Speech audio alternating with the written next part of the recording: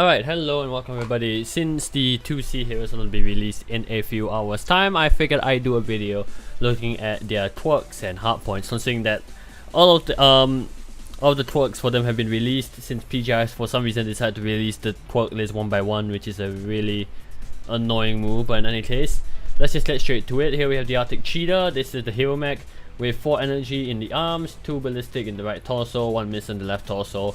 Looking at the quirks, this is probably these are all probably set of 8 quirks, and I'm looking at this and I'm thinking this is not anything too amazing. You could try a meme with 8 machine guns with the new pods of the C-build Cheetah that's coming up. You could put like 8 machine guns on it and just meme the fuck out of it, but other than that, I don't think that the hero Cheetah is anything special or really worth talking about.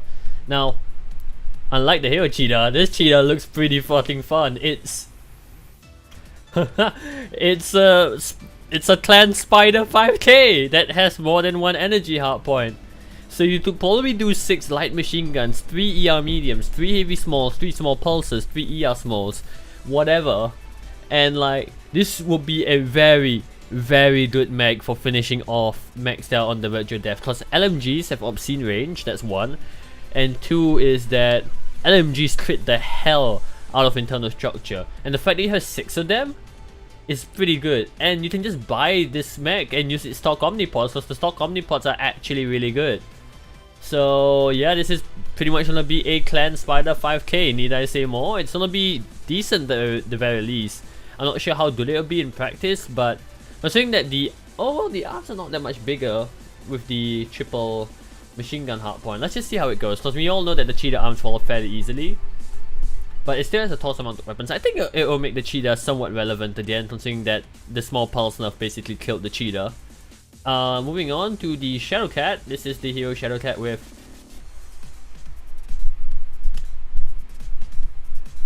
I'm gonna ignore the quirks. Okay, so wait, this is not the hero Shadowcat. Oh my god, PGI, you didn't release them in fucking.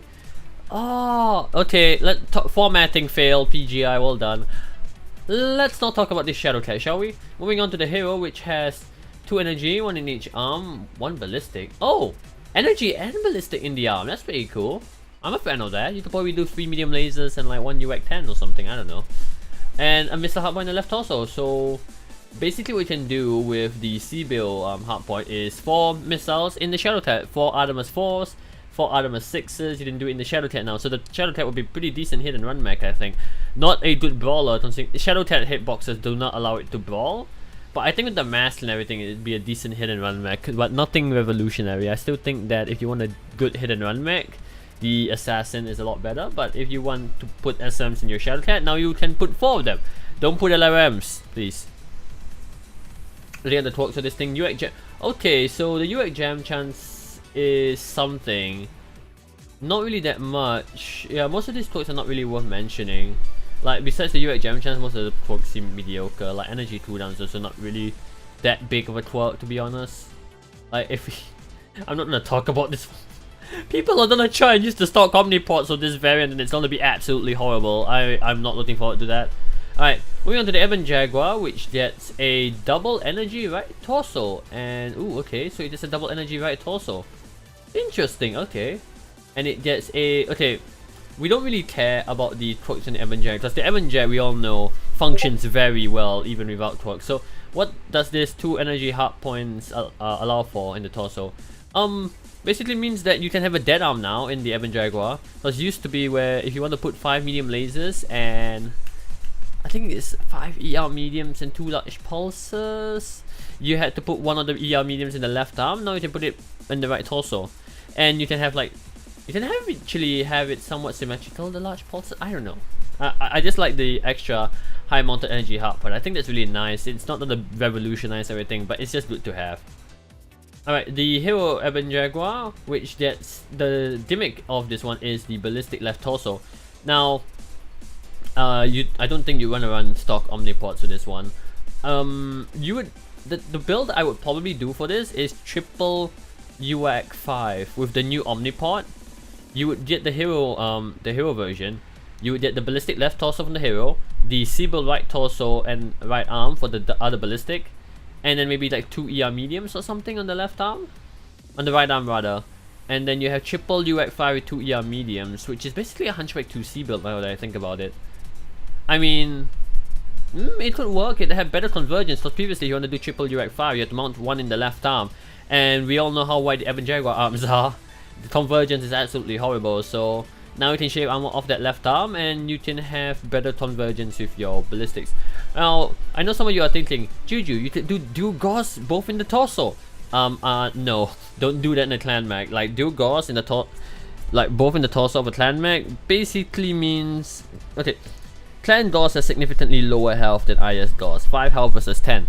So what does that mean? It crits up more often, and with artillery and airstrikes being so strong in this meta, a really good artillery strike to crit your gauze in the back, and then you lose all your weapons before the fight even begins. So I will still stick to my build of 3 ER mediums in the left torso and do gauze both on the right side. Maybe you could do WX10 as well, both in the torso. That could be pretty nice. Like I said, nothing revolutionary. It's just a nice thing to have if you want to try some different builds. The Executioner, I was really excited for this one at first because I really liked the Executioner, and then they nerfed it before it even got released for some reason.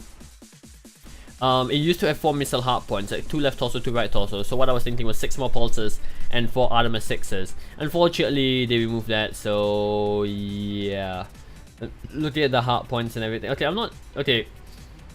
You could do like a UX, I don't know what you do with this one. You could probably do like a UX 20, 2 large pulses with the ballistic cooldown and the energy cooldown. I wouldn't really recommend that, but you could try it if you want to. I'm not as excited for the Execution anymore. The Quirks, base armor right arm 20, and then we had the Executioner E, which has a missile left arm, and for some reason PGI decided that instead of giving it a double energy left torso, let's give it a triple energy right torso. I really hope that the new port would have been a double energy left torso, but it's not. It's this isn't gonna really change any builds in the Execution. I don't think that the best build is still 2 large pulse, 4 to 5 ER mediums. This isn't really gonna change anything, I feel. Looking at the Quirks, you have heavy large laser range, ATM heat generation, so heavy laser range rather, so maybe 3 ER mediums, 2 heavy large, but that's really underdone considering that's a 95 tonner. So I don't think you want to use the stock omnipods on this one either. That's mediocre. Okay, we have the Mistlink's Hero, which gets an energy right torso, which is exactly what the Mistlinks needed. Weapons that are not on the arm and are actually on the torso. I'm perfectly fine with this, and looking at the Quirks, it gets a decent amount. Oh wow, that's a tanky left torso gets a lot of left torso gets a lot of structure, but right torso gets nothing. Thanks BGI. For some reason you fear that the fucking Mistlings will be OP. I hate you, Chris. Missile cooldown 10% with 2 missile hardpoints. This could be pretty decent actually. The stock omnipods could probably put like 4 small lasers for Artemis, 4 SM4s without Artemis. That's not bad actually. That sounds pretty good on paper. That's not bad. You have heat loss, missile cooldown, missile spread. That doesn't sound like a bad build after all. 4 small lasers and 2 SM4s. I'm a fan of that. Alright, and the Mistlinks that everyone's been waiting for is the 8 ballistic Mistlinks. Now, unfortunately, here's the biggest drawback with this Mistlink. Look at how huge the arm is. Look at the Quirks. It only gets a +5 structure twerk. So what does this mean for the 8 machine gun, what's it called? 8 machine gun Mistlinks? Your arms are gonna fall off, and your arms are huger than ever, and they're gonna fall off even more because they don't get any armor.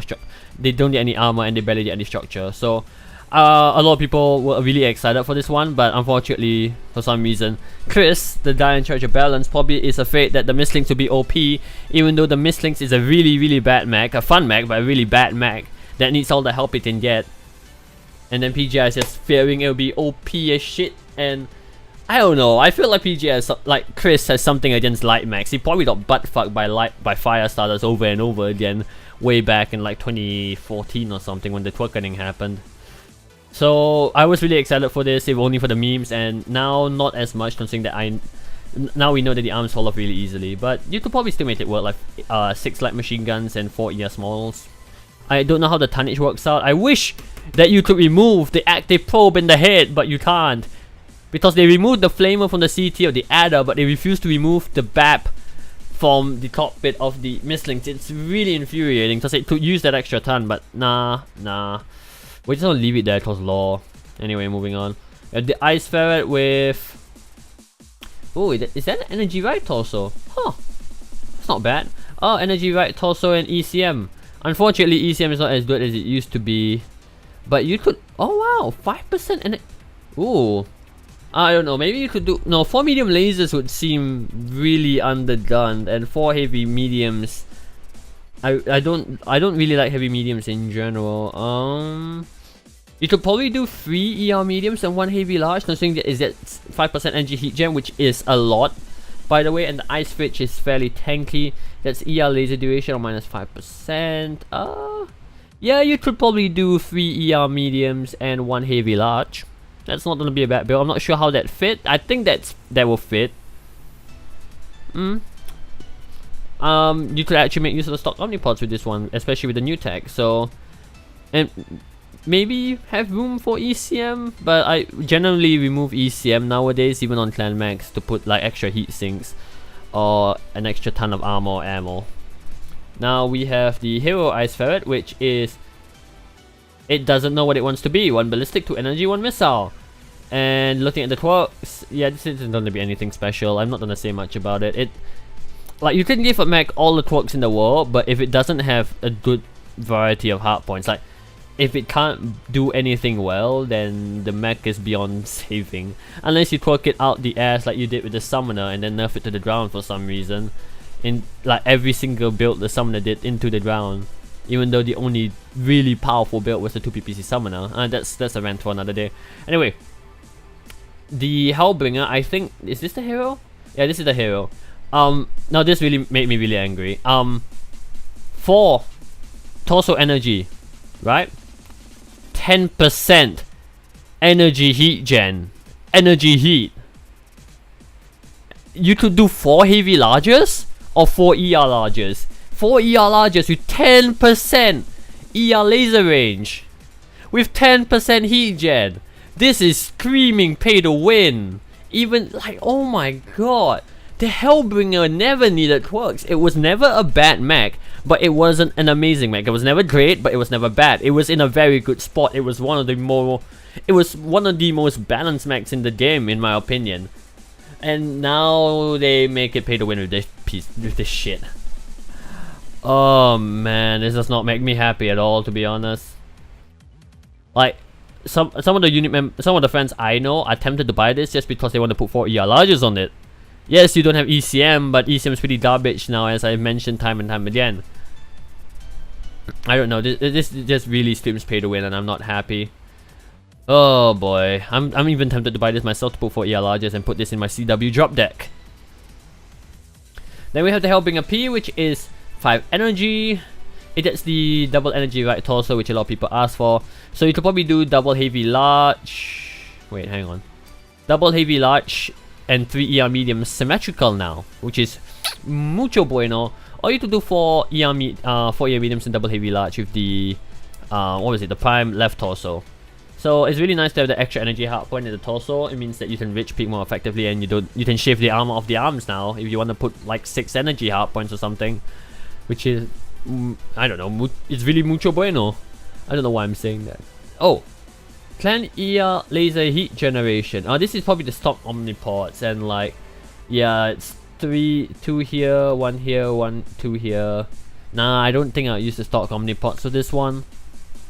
But it's nice to have that extra energy hardpoint in the right torso. Let's move on to the Gargoyle. Is this the hero? Oh, it's the hero. Ballistic cooldown of 20%. I don't know, the Gargoyle doesn't really have any tonnage for double ballistic anyway.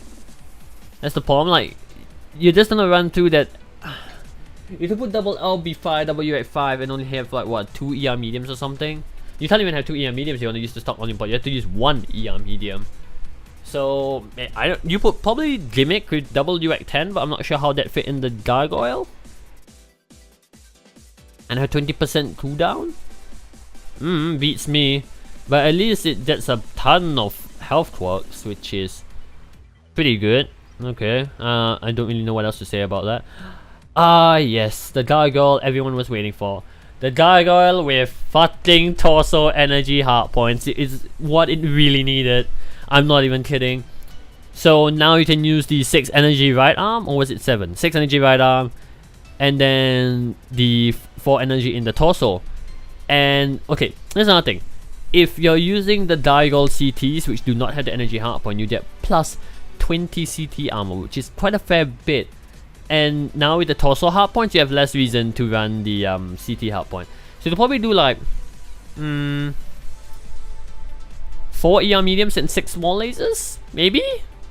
That seems like a decent build. It has energy cooldown as well. I'm not really caring about. The turn rate is nice. The rest of the quirks are pretty not worth mentioning, except for the armor and structure quirks, which is very good. Now we look at the Mad Dog. Okay, we have. Oh, this is basically. Oh. Moving on. Mad Dog doesn't do ballistics. That's fucking heresy. It's missiles and missiles only. Alright, now we look at the Mad Dog H, which is a silver variant. It has 4 energy and 2 missile. It's basically a Mad Dog Prime, but upgraded with new tech. What? Oh my god, MechWarrior website formatting fail. 30% missile cooldown. Just slap 2 ATM 12s on it and 4 ER smalls, call it a fucking day. It's missile velocity and missile spread as well. Okay, well, everyone, buy the Mech Dog H, put 4 ER mediums, 2 LRM 20s, or 4 ER mediums and fucking, oh my god. I mean 4 ER smalls and 2 ATM 12s, cause this thing's gonna be very powerful. Like, I'm not even kidding. Jeez, what were they thinking with this? Actually, I wouldn't put 2 LRM 20s, I'd put 2 LRM 15s and have more ammo, because the thing has fucking 30% missile cooldown. It's the dartboard balancing strikes again, ladies and gentlemen. This is gonna be a fairly powerful mech for double missile, so double LRM 15 and double ATM 9 or 12. It's gonna be decent. At the very least, it's gonna be a very decent Park Q. Whether it's gonna be very good in Park Q, I have yet to say. Oh, that's it. Alright, so those are all the quirks and my thoughts for the Clan 2C heroes. Yeah, once again, I don't know why PGI is trying to encourage people to run the set of 8 pods, if only for gimmicks, or if you're that kind of person who I only run law builds kind of. If you're the kind of person who only runs law builds, and yeah, this patch is for you. If you are looking for min-maxing, I mean, the only ones that help you with min-maxing is pretty much the Hellbringer, the new Ice Ferret C-Build variant, the Arctic Cheetah, maybe the Mistlings, and also the Mad Dog here, and that's about it. Like, nothing else. They had the time to fucking give all of these mechs set of 8 quirks, but they didn't have time to buff light mechs. Okay, yeah. So overall, I'm not all that impressed with the new pods and the new quirks on the set of 8, but I'm looking forward to it. It's more variety, and it might bring back life to some mechs that are mostly dead, like the Cheetah, Mistlings, and Cheetah and Mistlings are pretty dead. Executioner is as well, to be honest. Oh, and Ice Ferret. Like, I don't see Ice Ferrets as much as I used to, so maybe this will bring back life to all those kind of dead clan mechs, and I'll be looking forward to it, because I haven't seen an Ice Ferret in fucking ages now that I think about it. I've seen more fucking Kentaros than I have Ice Ferrets, and I'm not even kidding. I'm not exaggerating. It's wow, okay. But anyway, if you enjoyed the video, press the like button. You dislike the video, just dislike. And share with me your thoughts in the comment section down below as always, and I'll catch you guys next time. Bye bye.